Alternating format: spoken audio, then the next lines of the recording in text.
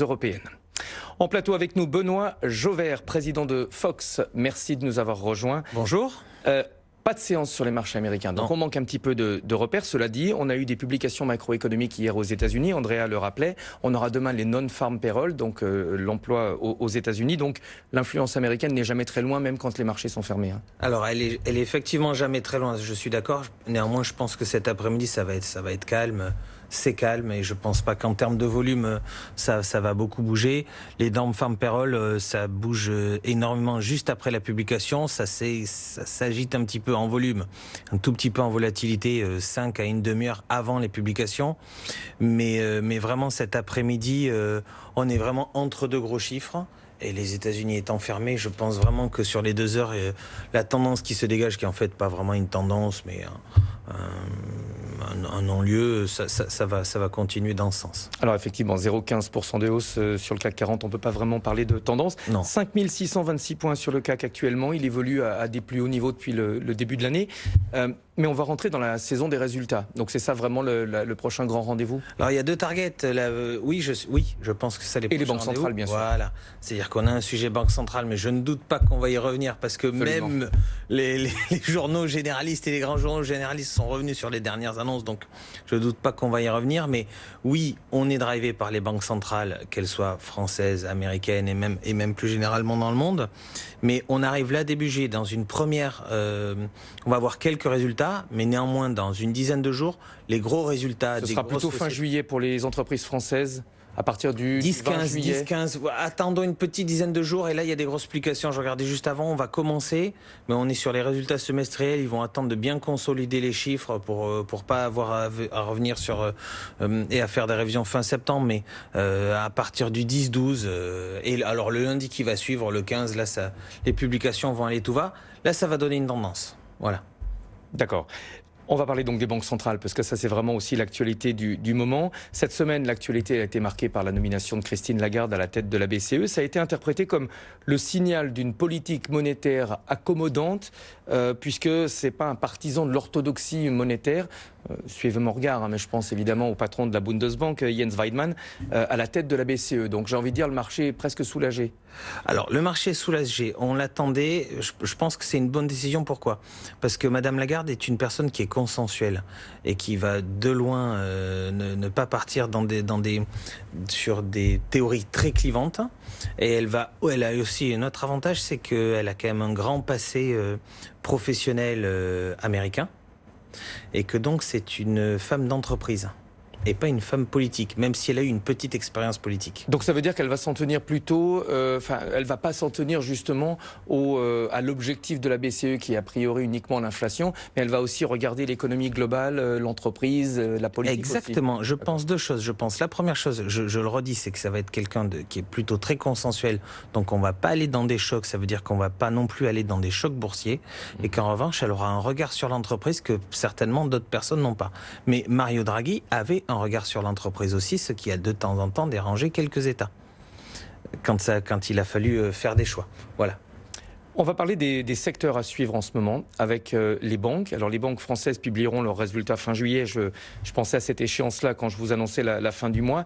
La performance des valeurs bancaires est affectée évidemment par la situation sur l'obligataire, mais ça dure depuis plus longtemps, hein, la situation, j'allais dire, presque délétère sur les valeurs bancaires. Exactement. En fait, on en parlait juste avant parce qu'on a l'assentiment qu'en fait, c'est depuis le début de l'année, voire depuis 12 mois, que la situation bancaire et la situation en fait, des cours de bourse des banques est compliquée face à ce qui se passe sur les taux et sur leurs prochains revenus. Et en fait, en travaillant avant, on s'est rendu compte que c'est plutôt depuis 2014-2015. Donc en fait, ce phénomène qui est là depuis 12-18 mois, en fait, il est beaucoup plus long que ça. Pour quelle raison ? Alors, il y a 3 raisons. La première, c'est que quand même, les banques, on se rend compte qu'il y a une vraie mutation.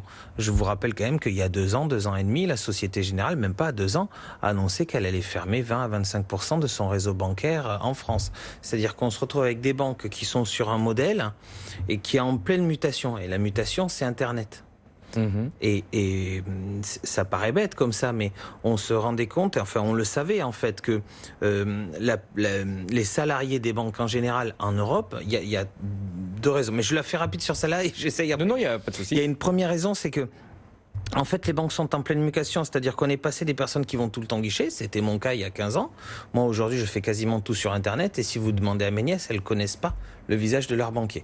Donc ça, c'est une première phase qui s'accompagne. On pensait qu'elle allait s'accompagner facilement parce que on a une échelle d'âge. Vous savez ce qu'on apprend à l'école, mais pour les... Pyramide. Exactement, pour les salariés des banques qui étaient, en fait, tout le monde allait plus ou moins partir en retraite, le post-baby-boom, avec de gros départs en retraite entre 2015 et 2025-2030. Donc on pensait en fait que ça allait suivre. En fait, on se rend compte qu'il y a une mutation qui a été plus importante dans les banques, et notamment avec Internet et la dématérialisation. Et donc on a ce phénomène en fait qui a accéléré. Et donc ça, c'est une première phénomène, c'est que les résultats des banques, on est souvent voilé par des résultats comme la BNP, qui est une banque mondiale et qui est tout le temps en progression, mais on a un premier sujet qui est comment est-ce qu'ils ont adopté leur coût. Le deuxième sujet, bien sûr, c'est la BCE et c'est la baisse des taux et ils bougent en fonction des taux. Et la troisième, c'est quelles sont les perspectives de croissance.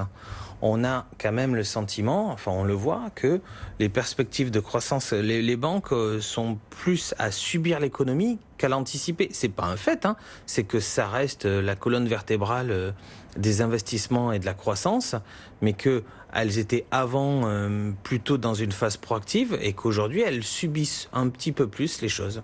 Donc elle subit aussi les perspectives de croissance qui ne sont pas si importantes que ça. Et pour revenir sur le deuxième point, les taux bas, évidemment pour les banques, mais aussi pour les assureurs, c'est un problème en termes de rentabilité. Ah, c'est un vrai sujet. Et puis là, pour le coup, que ce soit la nouvelle présidente de la BCE qui vient d'être nommée ou les anciens, ça laisse quand même assez peu de marge pour les banques pour faire de l'argent sur cet effet parachute et sur les taux. Ça, c'est un vrai sujet de long terme et ça explique aussi très certainement le non-engouement des investisseurs pour le secteur bancaire.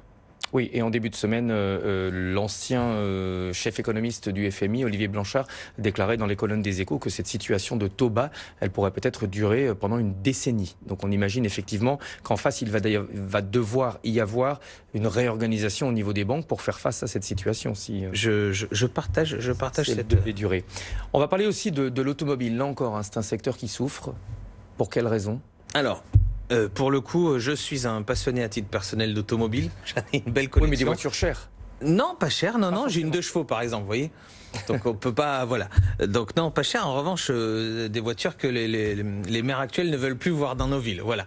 Mais non, la passion automobile n'est pas forcément vignette critère 5 ou plus. Il y a même plus de vignettes sur une 2 chevaux malgré sa faible consommation. Non, pour revenir sérieusement sur l'automobile, malgré la passion que je peux avoir pour eux, il y a une chose qui est sûre, c'est que on sent bien qu'on est arrivé à la fin d'un cycle et pas à la fin d'un cycle de 5 ou 10 ans. Fin d'un cycle de 100 ans, Citroën fête ses 100 ans. On a eu une expansion forte pour l'auto. Et on se rend compte bien compte qu'il y a un rejet depuis 3, 5, 10 ans et qui va perdurer sur l'automobile, le succès de Blablacar, le succès de plein de choses, le fait que les villes ne veulent plus de voitures. Et l'autre sujet en face, c'est que un des échappatoires, en tout cas, c'est pas un échappatoire, mais il y a une vraie version, il y a une vraie chose à jouer, ce sont les voitures électriques. Les voitures électriques, il y en a que 2. Est-ce que ce sera 1,7% des parts de marché les voitures électriques. Et donc, malgré les 170 ou 180 milliards d'euros d'investissement de l'ensemble des constructeurs automobiles européens sur les voitures électriques, c'est pas le relais de croissance qu'on attendait. Peut-être dans 5 ans ou dans 10 ans, mais pas dans les 3 ans à venir. Le patron de BMW avait dit d'ailleurs que, en gros, je parlais de manière un peu triviale, mais tout le monde s'en fout de la voiture électrique, quoi. C'est ce que, oui, c'est ce que tout le monde dit. Les propos n'ont pas plu à tout le monde. Hein. Non, mais oui, c'est effectivement ce qu'il a laissé entendre. Il y a quand même un sujet, c'est qu'aujourd'hui, dans les grandes capitales, ils veulent plus voir de voitures arriver, donc il va falloir. Il y a un vrai biais. Et puis les technologiques. Alors, les valeurs technologiques, évidemment, les tensions commerciales entre la Chine et les États-Unis et tout ce qui pèse autour de Huawei et de la technologie au sens large, ça, c'est compliqué. Alors, c'est très compliqué parce qu'il y a 2 sujets. Un, la surperformance des valeurs technologiques sur cette année ou depuis 5 ans ou 10 ans est évidente par rapport aux indices. Sur les 18 derniers mois, c'est moins le cas parce qu'on a eu quelques gros profit warnings en fin d'année dernière. En revanche, là, il y a une vraie maîtrise et c'est ce qu'on disait la dernière fois que vous m'avez interviewé sur cette antenne il y a 15 jours, c'est que on a quand même Trump, quand il a décidé que des choses n'allaient pas passer, elles passent pas. Et la deuxième chose qu'il faut pas oublier, c'est que les États-Unis, quand ils ont décidé de démonter soit un secteur, soit un monopole, ils y arrivent. Et que donc, quand on commence à avoir des grands intervenants qui, par crainte, typiquement Google avec Huawei ou Android, commencent à démonter ça, derrière, c'est vraiment beaucoup de chiffre d'affaires potentiel des SS2I et des technos qui sont remis en cause parce que c'est les États-Unis, mais surtout la Chine qui draine les technologiques. Et il y a un vrai sujet avec la guerre que Trump engage face à la Chine. Et dans ce bras de fer, est-ce que les gagnants, s'il devait y en avoir, ne seront pas plutôt les entreprises technologiques chinoises ? On le voit, avant, les Chinois fabriquaient beaucoup d'appareils, que ce soit pour Apple ou d'autres, et aujourd'hui, les Chinois conçoivent. Un groupe comme DJI est leader des drones. Ce sont des drones qui ont été conçus en Chine et qui sont développés en Chine. Le numéro 2 pour jouer aussi à ces choses-là, c'est Upsan, et c'est aussi un Chinois 100%. Ouais, donc... Et Huawei aussi. Et on vend plus de Huawei que... pour l'instant, franchement, j'ai pas d'avis parce qu'il y a quand même une chose, c'est que la croissance mondiale est drivée par les États-Unis. Et c'est 30% de la croissance, et donc c'est quand même important. Je suis moins sûr que vous là-dessus. On va faire un peu d'analyse technique maintenant avec Giovanni Filippo, membre de la cellule Info d'experts de Bourse Direct et qui est en duplex avec nous. Bonjour Giovanni, les marchés financiers, notamment les marchés d'actions, restent soutenus par les perspectives de politique monétaire ultra accommodantes qui redonnent évidemment des marges de manœuvre budgétaires au gouvernement. On a un petit peu l'impression que la course à l'endettement ne fait plus vraiment peur aux investisseurs. Ce n'était pas le cas il y a encore quelques mois. Pour remonter un petit peu en arrière, c'était pas le cas, je dirais, il y a une dizaine d'années de cela.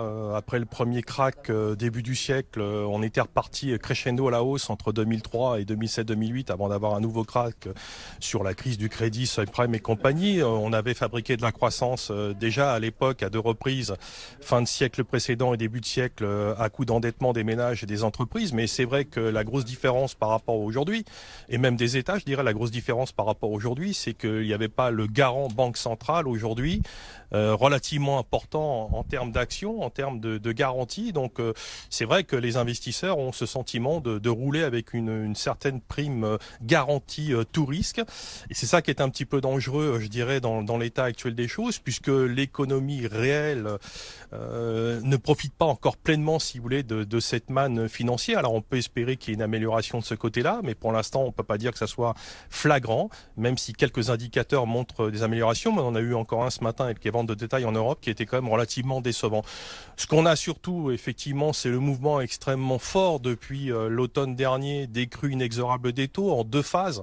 Octobre, fin d'année, un premier mouvement assez fort, un petit rebond derrière janvier-février, et là on replonge assez fort depuis le mois d'avril, donc une détente aussi commerciale pour l'instant qui est assez fragile aussi, et bien sûr on espère, comme je vous l'ai dit il y a quelques instants, une amélioration graduelle de la macro, et tous ces éléments pourraient encore tirer les indices vers de nouveaux sommets, et le CAC 40, contre toute attente, contre la situation dans laquelle nous étions en fin d'année dernière, où les prévisions étaient plutôt assez de projection en termes de récession, pourrait donc signer la meilleure performance annuelle depuis 2009. En 2009, on avait gagné 22% sur l'année, on est aux alentours de 18%.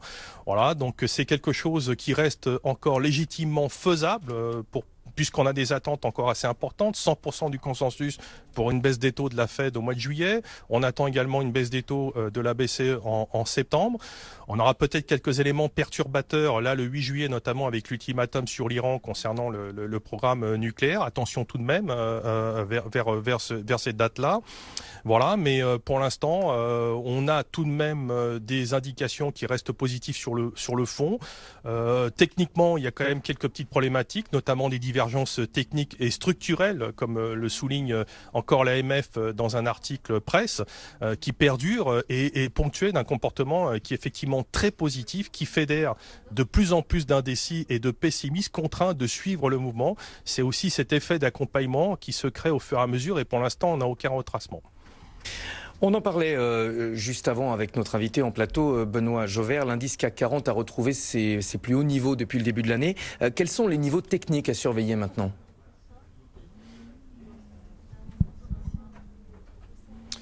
Alors au niveau du CAC 40 cash, on est en train de tester et s'attaquer à une ligne de crête qui passait par les tops d'avril 2018 et 2019, donc autour de 5600 points. On tente de s'inscrire durablement au-dessus. Alors c'est un niveau, somme toute, je dirais pour moi plus symbolique. Le gros niveau de résistance, il se situe à peu près 200 points plus haut. Dans l'état actuel des choses et par rapport, si vous voulez, au timing événementiel relativement dense et sensible au mois de juillet, on peut dire qu'on a une prime de l'ordre de plus ou moins 3% dans l'état actuel des choses. Donc c'est vraiment ce niveau qu'il faut assurer dans le temps pour permettre d'aller chercher pour moi une cible trimestrielle aux alentours de 5810 points. Alors je dis trimestriel, il est possible que ça se fasse très rapidement parce que c'est en gros à 3,5% des niveaux actuels. Donc techniquement, moi j'ai toujours une préférence de fond, comme je vous l'ai dit haussière, au-dessus de 5320 sur le futur juillet, avec un stop loss sous 5245. On est pour l'instant assez loin de ces niveaux d'alerte. L'idée, c'est vraiment sur les stratégies de moyen terme de réduire la voilure si l'occasion était donnée entre 5715 et ce fameux 5810. En revanche, à court terme, là, je suis un peu plus sur la réserve parce que j'estime que la phase de reprise qui s'est activée début juin est en phase terminale. On est sur une 5. Donc, probablement une extension max vers 5680. Pour moi, je pense que le cycle est fait, voire proche de son terme, comme je vous l'ai dit, aux alentours de 5680. Donc, on invite plutôt nos clients, si vous voulez, à réduire, à prendre des bénéfices sur les stratégies courtes dans l'idée de se replacer sur un retracement. Et on pense que ces prochains jours, un retracement est possible aux alentours de 5460 points. Voilà quelle est à peu près l'approche technique dans l'état actuel des choses sur le CAC 40. On va parler du marché obligataire aussi, puisque vous voyez une forme d'excès sur le 10 ans américain à moyen terme. Oui, alors le 10 ans IS qui évolue aux alentours de 1,95, effectivement, alors sur le court terme, il y a une survente qui est assez conséquente, comme je vous l'ai dit. Le mouvement de correction sur les rendements s'est opéré en deux phases à partir du mois d'octobre. Là, c'est vrai qu'on a atteint des niveaux de survente assez excessifs à court terme. On est sur une zone à 95 assez forte, puisque les niveaux de prix actuels correspondent à peu près au niveau de 2011, si je me trompe pas. Donc pour référence, les plus bas étaient aux alentours de 1,40, 1,35, 2012, 2016. Mais à moyen terme également, c'est la deuxième plus forte, au niveau des indicateurs, c'est la deuxième plus forte indication de baisse et de survente depuis 2011. Donc je ne serais pas surpris avec le timing et par rapport aux conditions techniques indicielles. Je ne serais pas surpris, si vous voulez, qu'il y ait un reflux indiciel ces prochains jours et ces prochaines semaines. Maintenant, personne n'a vraiment intérêt, si vous voulez, à vendre le marché pour l'instant. Bien sûr que ça va se faire sur les déclencheurs et les prochains déclencheurs. Voilà, c'est également la micro américaine à partir de la mi-juillet, mais il y aura la BCE donc le 25 et le 31. Donc il est possible qu'on consolide, voire qu'on corrige si jamais il y a une mauvaise surprise. Mais effectivement, sur les rendements US, il y a quand même une certaine forme d'excès. Alors on surveillera notamment un retour au-dessus de 2,10 qui pourrait valider, si vous voulez, un petit rebond sur les taux, notamment sur le 10 ans US. Et puis aussi un mot de l'euro-dollar, puisque évidemment on continue de suivre l'euro-dollar. Alors, l'euro-dollar, c'est assez compliqué avec les tweets de Trump qui continuent d'accuser la Chine, mais aussi l'Europe de manipuler leur monnaie afin de mieux commercer, si je puis dire, avec une monnaie faible. C'est pas d'aujourd'hui, c'est pas une nouveauté. C'est vrai qu'il y avait eu un petit cycle de reprise sur l'euro face au dollar ces derniers jours, mais qui semble quand même être remis en cause depuis peu. Donc c'est assez compliqué. On pensait avoir trouvé une tendance de reprise sur l'euro face au dollar. On pensait que le dollar, si vous voulez, qui était relativement fort, Trump chercherait un petit peu plus à l'inscrire à la baisse, ce qui n'est pas encore le cas. Il le réclame, on verra si tel sera le cas. En tout cas, techniquement, on va dire qu'on est plutôt neutre avec un petit billet haussier tant qu'on se maintient au-dessus de 1,1250. Ce qui serait pas bon, c'est de casser 1,1150. C'est un niveau sensible pour moi de court et de moyen terme. Maintenant, si ça se passe bien, si on peut remonter et éventuellement repasser la zone des derniers plus hauts aux alentours de 1,14, 1,1450, pour moi, on pourrait cibler, on va dire modestement 1,1535. Il faudra après des éléments, je dirais, structurels importants pour aller au-delà. Alors difficile, si vous voulez, quand même d'espérer d'avoir un euro fort avec des taux qui chutent. En règle générale, quand les taux chutent, les monnaies sont relativement faibles, exception faite pour l'instant, si vous voulez, du dollar. Et puis un mot de l'évolution des cours du pétrole. On a eu une décision de l'OPEP et de ses partenaires en début de semaine qui ont choisi de maintenir leur quota de production pour soutenir les cours du brut. Alors on a toujours une préférence à court et moyen terme haussière en ce qui nous concerne, tant qu'on casse pas 55-45 à court terme et 53-30 à moyen terme, mais on pense tout de même, si vous voulez, que le potentiel est relativement limité, on l'a vu encore dernièrement. Donc je pourrais dire que sur l'année, le meilleur niveau de prix qu'on pourrait voir sur le pétrole, le brut léger WTI, ça serait une zone aux alentours des 76-77 $. Voilà, sinon je pense qu'on peut éventuellement camper aux alentours des 60 $ pour le mieux. Là aussi, ça va vraiment être assez délicat, ça va dépendre d'un certain nombre d'éléments et pourquoi pas aussi du côté des tensions commerciales, voire de ce qui va se passer dans le Golfe avec l'Iran. Donc ça peut éventuellement changer un petit peu radicalement la donne. Pour l'instant, le marché est assez en position ouverte acheteuse sur le pétrole et on n'a pas pour l'instant de remise en cause du scénario de rebond de ces dernières semaines.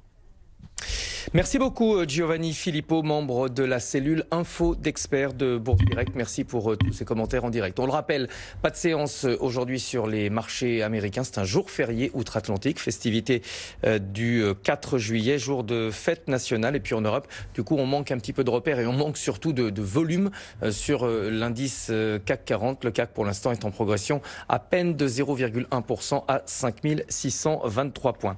On va boucler cette demi-heure avec Benoît Jobert. Donc on l'a dit tout à l'heure, l'un des prochains rendez-vous, c'est la saison des résultats. Alors, voilà, oui, parce que tout à l'heure on y est passé de manière assez rapide. Pour moi, il y a deux sujets. Il y a la BCE qui drive depuis quelques mois le marché. Il ne faut pas oublier quand même que les messages négatifs qui avaient été envoyés par les banques fédérales, enfin, que les marchés avaient interprétés négativement, plus quelques profit warnings au milieu de ça, je vous rappelle Atos qui avait perdu plus de 50% l'année dernière, Altran, malgré la très belle OPA qui vient d'y avoir lieu. Il y avait quand même un ensemble de sociétés qui avaient fait des profit warnings en même temps que certains messages des banques centrales sur les effets qu'ils pouvaient donner au taux face à l'économie. C'est ça qui a entraîné des baisses de 11 à 16, voire plus de 20% sur les marchés européens l'année dernière. Ça, il faut pas l'oublier.